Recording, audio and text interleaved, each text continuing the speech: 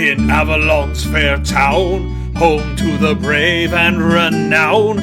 There did I meet a band truly blessed.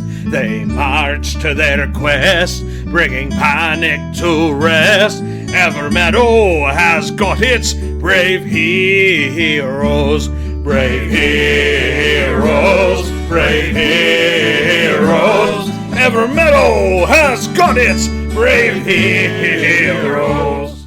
It has all become clear! The Fam has racked their brains for many days and have deciphered what we must do with the pieces we hold and the notes we can read. After much trial and error, the discoveries started to snowball from that point on. In the morn, the statue of the lady produced a shimmering liquid that filled her shell bowl below. Such ancient magics feel familiar somehow, but one thing is for sure, I do not want to ingest that. And next to the liquid was a bunch of apples, grapes, strawberries, and a loaf of bread. Could this be how these dwarves survived over time? We were skeptical of this magical meal, so we only dabbled slightly in it. Especially because Volrog somehow was able to manifest some of his divine power to conjure food for the gang. A most excellent bounty before us. After we signed our souls to Mortimer, we almost forgot how hunger felt. It is this dark reminder that we must acknowledge is our calling card. Famine, the endless hunger, and we wrought this upon unsuspecting foes. You may expect me to feel guilt or remorse, but I say to you nay! It fuels me to make our enemies suffer once we have left Dorengard. We poured the shimmering fluid into the mold we rescued from the alchemy lab, and success! It was filled! But wait, only halfway did the mold need this liquid. It was clear that another component was required.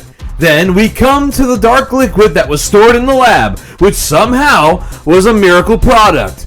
The full bottle was poured onto one of the tenderly pages, and lo and behold, it absorbed all of it.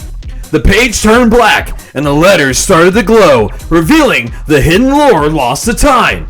However, we had 3 more pages to decipher, and it turned out the darkness was meant to manifest even more than this. On following days, we noticed the liquid was starting to regenerate in its glass, first as a shadow slowly filling, and then finally into its sinful goo. It seems expending all of the fluid causes it to regenerate after 3 days, but if we used only half, it would suffice for anything we needed, and its contents returned upon the next morning. With this, we added it to the mold, and praise Mortimer! The alchemical scrying eye was made, which would fit in the dragon shrine's left eye.